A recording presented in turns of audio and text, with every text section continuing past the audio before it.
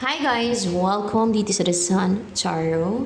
Yan ang ituturo ko sa inyo ay yung nalaman ko na pangontra daw siya, kulam, barang, palipad hangin, at mga gayuma. No? At lahat ng klase ng witchcraft, for sure, ay yes, witchcraft kasi yung mga yun eh.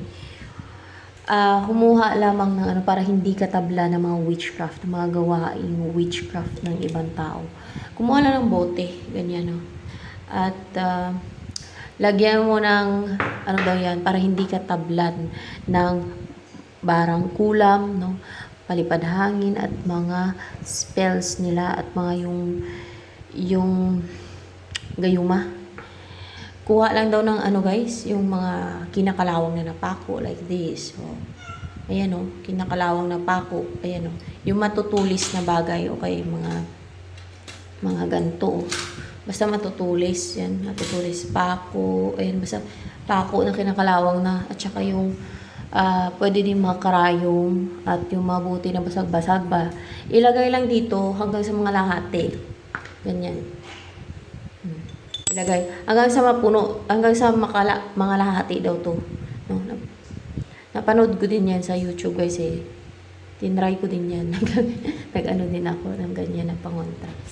Tapos, pag napuno, pag nangalahati, kahit kalahati lang, pag nangalahati na, lagyan mo ng ihi mo. O, lagyan mo siya ng ihi mo, pwede din diretso ihian mo siya kung malaki na yung bunganga ng sa akin, inihian ko na. Diretso na. Ayaw ko na magsahod sa kung saan pa. Diretso na inihian ko ng sa akin. Oh. Kahit po nang mo siguro ng ihi mo, pwede naman. Basta lagyan mo ng ihi mo. Oh, yung bisa daw niyan ay basta kalahati ang mga pako, basag-basag na mga bote, pwede yung paghaluin mo, mga matatalas ba, o kay perdible ba, mga ganoon, basta matatalas. Pako at saka mga basag-basag na bote yung sa akin. Tsaka yung karayom. Yung bisa daw niyan ay 1 year. Ibaon pagkatapos, ang gagawin mo, pagka naihian mo na, no? At may mga pako at may mga buti na basag-basag sa loob, na hanggang kalati lang, tapos ihian mo. Lagyan mo ng ihi. Ihi mo, sarili mo ihi. Ibaon mo tas lupa yan.